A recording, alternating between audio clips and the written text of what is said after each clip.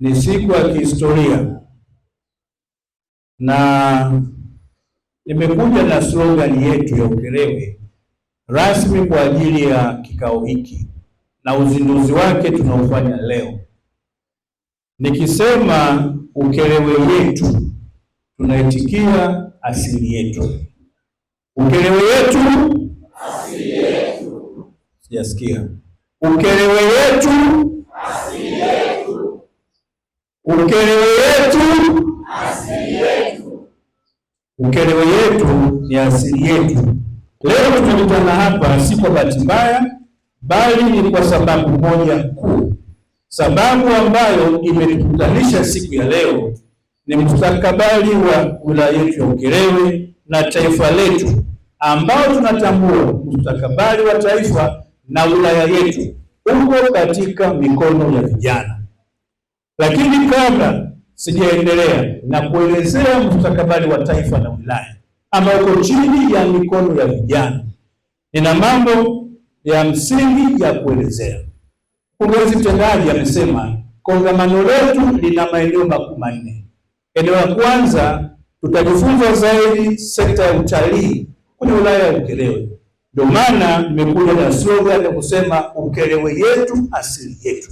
Namna gani ambavyo tunaweza kutumia utalii katika wilaya yetu ya Ukerewe. Tuna utalii wa asili ambao ni mzuri sana wilaya yetu ya Ukerewe, lakini utalii mwingine wa Ukerewe ni utalii wa fukwe na utalii wa michezo ya maji, utalii ambao umejikita katika maeneo mazuri ambayo Mungu ameleta Ukerewe tu na sio sehemu nyingine.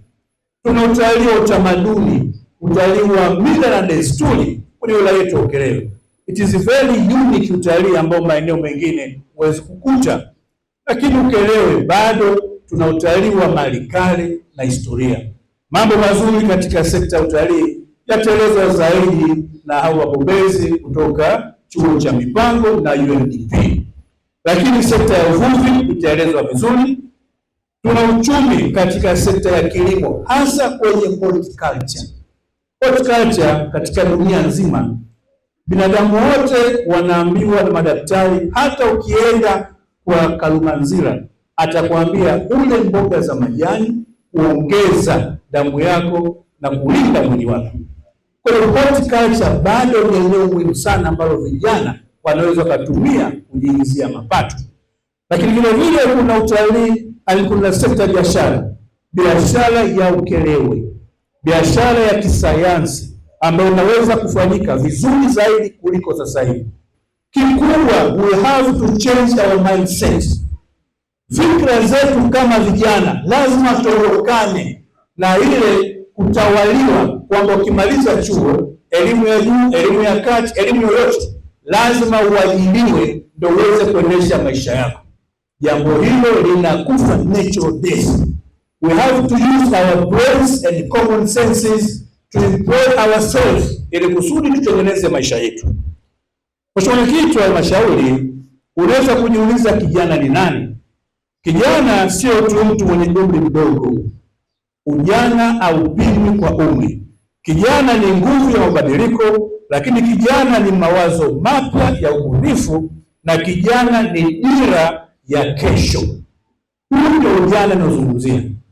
Usizungumzie ujana ambao umezungumzwa kwa miaka kwamba 18, 35, 40 ndio ujana. Hapana. Kijana ni nguvu ya mabadiliko, kijana ni mawazo mapya ya ubunifu, na kijana ni dira ya kesho. Lakini kijana ni mtu mwenye uwezo wa kuota ndoto na kuzigeuza kwenda kwenye uhalisia. Hiyo ndio maana ya kijana. Na ukijiona umekaa hapo hauna ndoto za kugeuza kwenye uhalisia, bado ujana wako unawaraki. Vijana wote duniani ni wale ambao wanakuwa na ndoto fulani na wanazigeuza kwenye uhalisia. Na kwa sababu ni kongamano, ningeomba vijana mtake note. Sizungumzi kama kasuku, ni vema uandike kusudi baadaye kikusaidie kwenye maisha yako. Vijana, upo umuhimu wa kijana kujitambua. Kijana anaweza kujitambua vipi? Hakuna mafanikio bila kujitambua. Huwezi ukafanikiwa kufikia malengo yako usipoweza wewe kijana kwanza kujitambua. Lazima kijana ajitambue. Kijana anapojitambua anatambua thamani yake, kijana anatambua uwezo wake, kijana anatambua nafasi yake katika jamii. Mambo makuu matatu: lazima utambue thamani yako kama kijana, lazima utambue uwezo wako kama kijana, na lazima utambue nafasi yako katika jamii. Kijana asijitambua ni rahisi kupoteza mwelekeo, lakini kijana anayejitambua huwa ni nguzo ya maendeleo kwenye familia, kwenye jamii na taifa kwa jumla. Wako vijana ambao hawajitambui. Hao ndio wezi, wabakaji, wavuta bangi na mambo yote ya kishenzi. Utapojitambua kijana, huwezi ukawa mbakaji. Kweli si kweli? Vijana, kweli si kweli? Kijana yoyote anayejitambua hawezi kuwa mbakaji. Ubakaji unakuja daktari, kwa sababu tayari kijana hayo mambo makuu matatu umeyakosa. Ujitambue nani? Ujitambue unataka kufanya nini? Ujitambue utafanya nini kufikia malengo yako. Matokeo lazima atakuwa mbakaji, mwashirati, mhuni, mwizi, mragai na tapeli. Na baada ya yote hayo lazima tukamate, tukufunge na maisha yako yameishia gerezani. Lakini eneo la tatu, Mheshimiwa Mwenyekiti wa Halmashauri, kijana afanye nini ili kufikia malengo yake? Nimeamua kufungua kongamano hili kwa kutoa baadhi ya maeneo hayo kwa vijana wangu muweze kujifahamu kwanza kabla mada zijakuja. Kijana wa leo anatakiwa awe na mambo makuu manne. Kwanza, awe na nidhamu ya maisha na kazi. Kijana uwe na nidhamu ya maisha yako na kazi ambazo unataka kuzifanya. Lakini pili, awe tayari kujifunza kila siku. Kijana ambaye anajifunza kila siku katika mambo mapya, katika teknolojia mpya, ndi yule tu anaweza kupambana na mazingira yanayomzunguka. Lakini kijana aache kusubiri ajira, aanze kuona fursa. Eneo la kusubiri ajira tuachane nalo vijana. Yupo waziri mmoja hivi karibuni, daktari, yeye ni Profesa Mkumbo, alizungumza akasema katika working force ya Watanzania milioni 33, nguvu kazi wa Tanzania milioni 33, milioni moja tu daktari ndio wameajiriwa katika formal sector, sekta ambayo ni rasmi. Ukiangalia ma-DC na timu yote ya waajiriwa just 1 million kwa nchi nzima. Milioni 32 wao katika shughuli zao binafsi.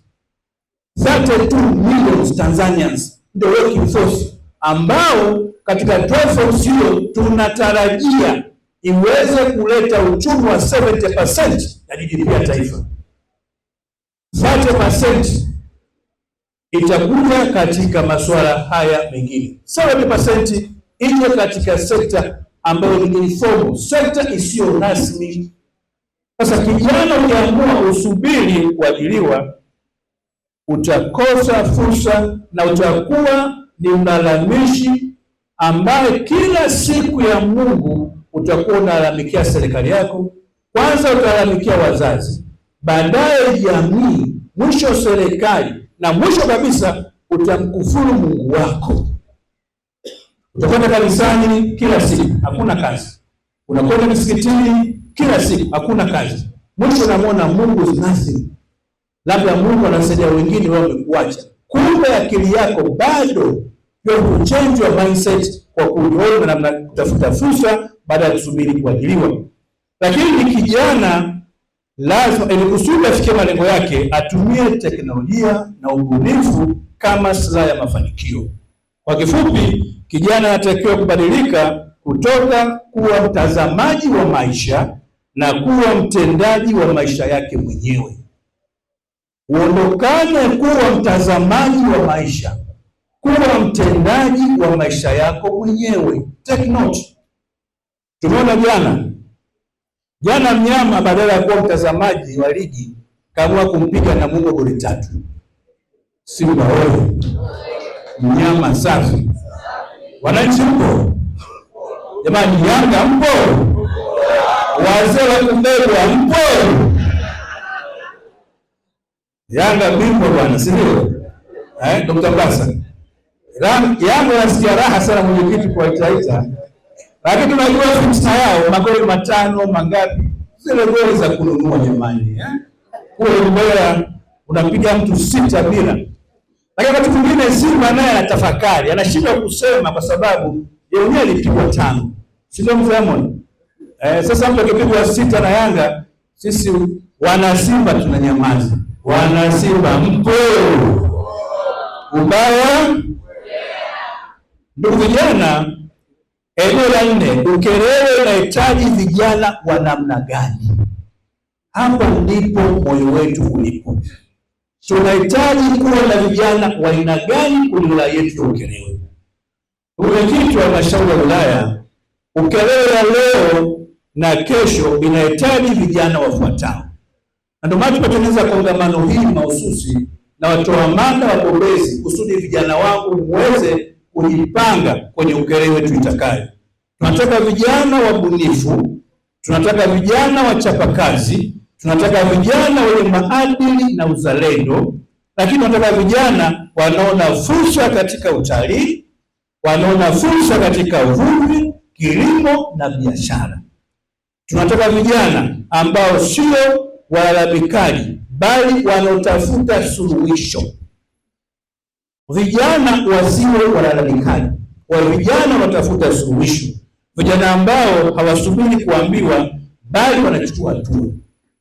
Mwenyekiti wa halmashauri, niwapongeze vijana wote waliokuwa ukumbini kwa kuamua kitanda cha kuacha usingizi na kupumzika kuja leo hapa. Ni mwanzo wa safari yako mpya ya maisha ya mafanikio. Hongereni sana. Tunapiga makofi vijana wote. Kijana, leo ulivyokuja sivyo utakavyotoka. Hii brand ambayo imekaa hapa mbele yenu, itakapoanza kutoa mada utaona fursa ambazo zipo ambazo zinakuhitaji wewe kijana kuweza kuanza nazo. Mheshimiwa Mwenyekiti wa halmashauri na ndugu viongozi, rejea ya Rais kuhusu vijana. Rais wetu mpendwa Daktari Samia Suluhu Hassan, Rais wa Jamhuri ya Muungano wa Tanzania, mara nyingi anasisitiza na kuambia Watanzania mambo yafuatayo. Na nukuu, Mheshimiwa Rais alisema, wabunifu, wachapakazi na wanaothubutu kutumia fursa zilizopo ndio wataletea maendeleo taifa na jamii yao. Makofi kwa Mheshimiwa Rais. Samia oye! Samia safi! Nani kama Samia? Ndugu zangu vijana, hii ina maana kuwa dunia ya leo haihitaji kijana wa kawaida. Hata mimi mwenyewe nyumbani kwangu na vijana 3 nishawaambia wanangu, ndugu mwenyekiti, sihitaji kijana wa kawaida, sitaki mwanangu wa kawaida. Never. And I mean it. Nachozungumza ni kile ambacho naishi nacho.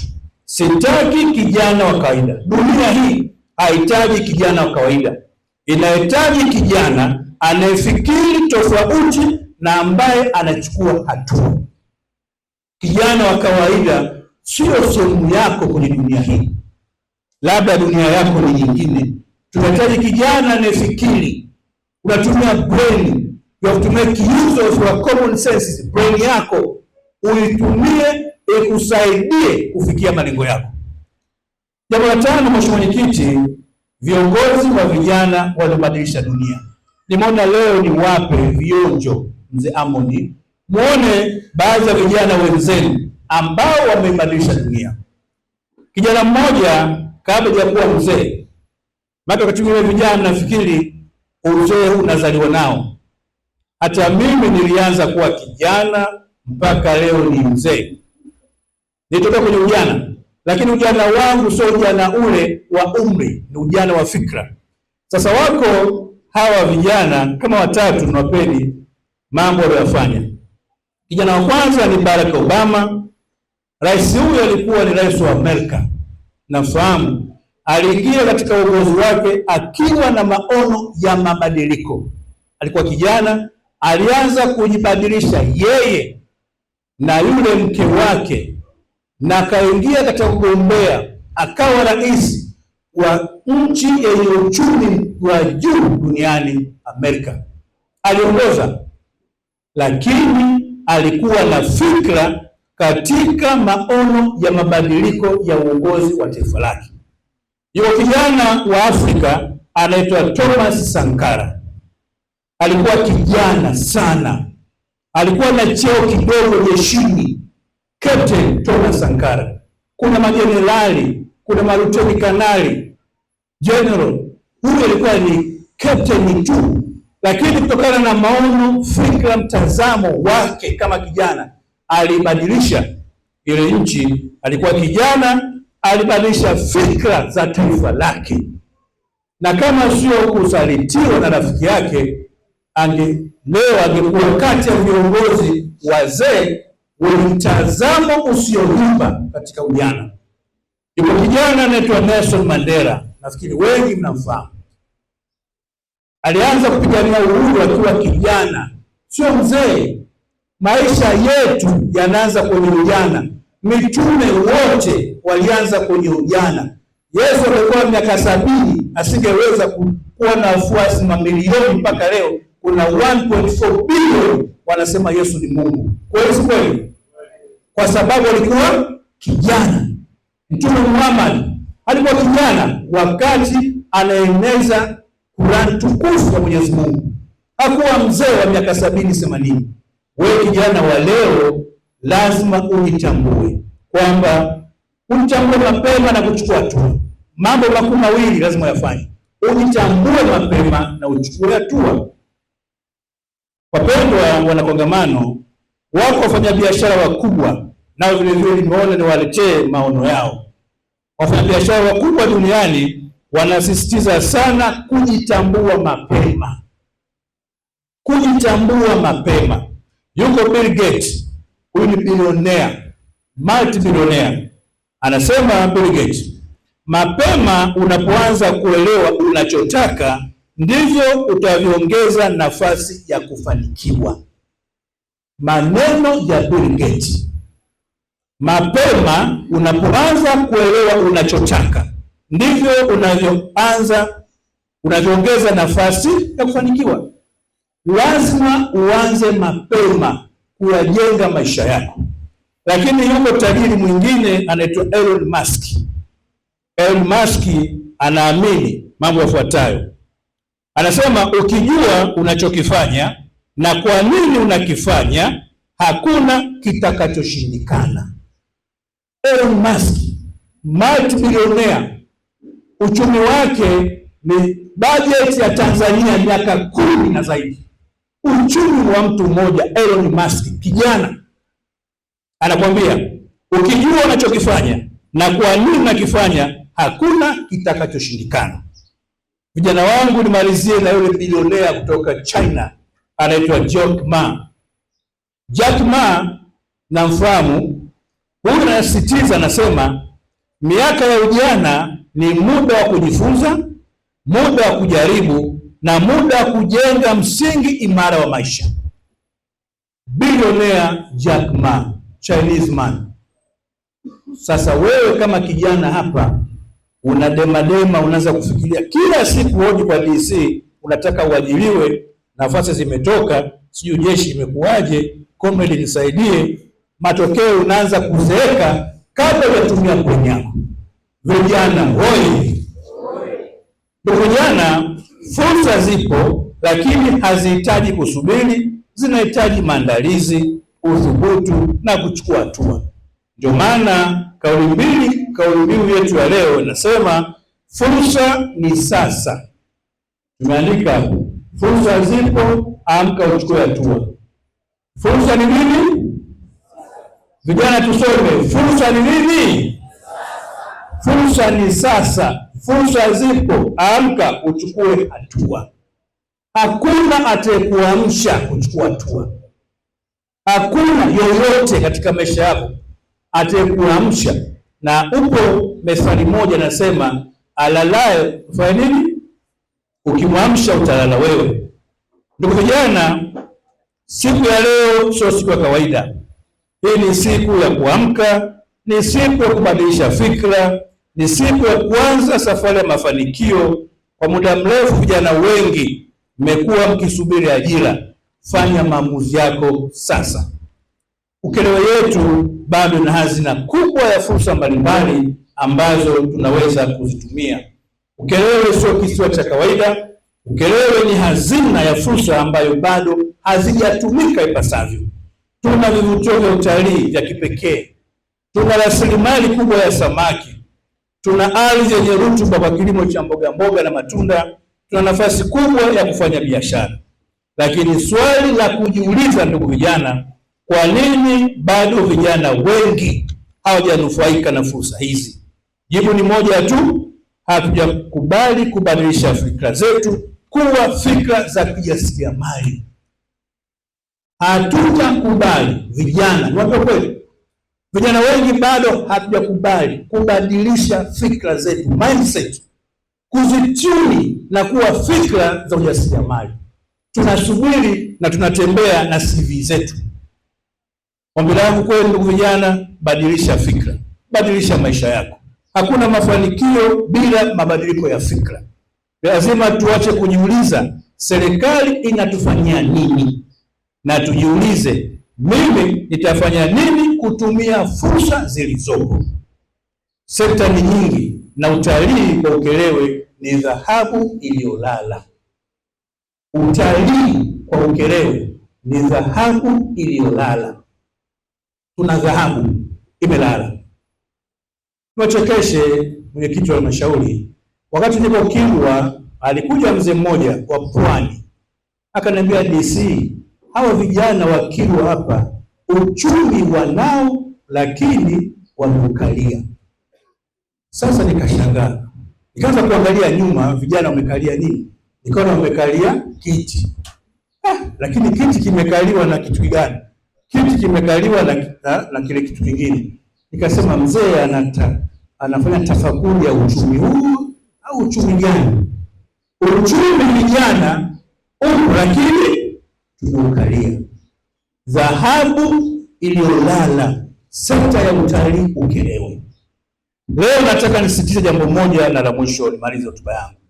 Ukerewe inaweza kuwa kituo au kivutio kikubwa cha sekta ya utalii nchini, lakini utalii hauji wenyewe, unajengwa na watu. Utalii hauji wenyewe. Sehemu zote duniani kwenye utalii watu waliujenga. Vijana mnaweza kuongoza utalii kwa maana mkawa tour guide au kufungua nyumba za wageni, homestays, kakano watalii, kuanzisha vikundi vya utalii na utamaduni, au kutangaza utalii kupitia mitandao ya kijamii. Kila kijana ana smartphone. Kazi yake kubwa kijana ni kupiga picha, kuangalia nyimbo za Mbosso, kuangalia Harmonize, kujifurahisha, kujistarehesha. Tumia simu yako kutangaza utalii na kupata fursa ya kuingiziwa fedha katika simu yako. Jana nilikuwa namwangalia kijana mmoja tu, Millard Ayo. He's just 40 years old. Millard Ayo anatumia fursa ya mitandao ya kijamii. Mapato yake kwa mwezi zaidi ya milioni 100 kutokana na ile application yake ya Millard Ayo. 100 million Tanzania shilling per month. Millard Ayo ndio anatembea nayo, hata yangu huyu cha mtoto anasukuma renji ya milioni 550. Bongo kabisa, na hajabadilika. Yuko very humble, very social. Kapelo kageuza nyuma mbele hivi, anapiga singlet yake na nini, lakini ana uchumi wa milioni 100 na zaidi kwa mwezi, ambao hata waziri hawezi kuwa nayo, labda aibe. Pigeni makofi Millard Ayo. Hayo ndio mambo ambayo vijana wataka Ukerewe. Mtumie brain kutengeneza maisha. Ndugu zangu, iko sekta ya uvuvi itazungumzwa sana. Naomba nimalizie kusema pato la Tanzania mmoja kwa sasa hivi ni kama dola 1200 mpaka dola 1300, lakini dira ya taifa inataka dola almost 4000 mpaka 8000. Sasa tutafikiaje huko? Ndio mambo yatazungumzwa na watoa mada wetu. Nimalizie ujumbe muhimu wa vijana. Ndugu vijana, nataka muondoke hapa leo na ujumbe ufuatayo: usisubiri ajira, tengeneza ajira. Usione kidogo ulicho nacho, tumia ulicho nacho kuanza kujitegemea. Usiogope kuanza, ogopa kubaki ulipo. Mambo mawili hayo. Usiogope kuanza jambo lolote jema, bali uogope kubaki ulipo. Nawasihi sana vijana wangu, sikilize kwa makini mada zote, ulizeni maswali yale ambayo yatawajenga na mjifunze kwa vitendo, lakini msisahau kutengeneza mtandao wa mashirikiano kati yenu. Zaidi ya yote, naomba mchukue hatua katika maisha yenu ya sasa ili muweze kuwa na maisha yenu bora ya sasa na baadaye, na msilaumu serikali, jamii au familia zenu. Usisahau kusubscribe, like na kubonyeza alama ya kengele. Asante.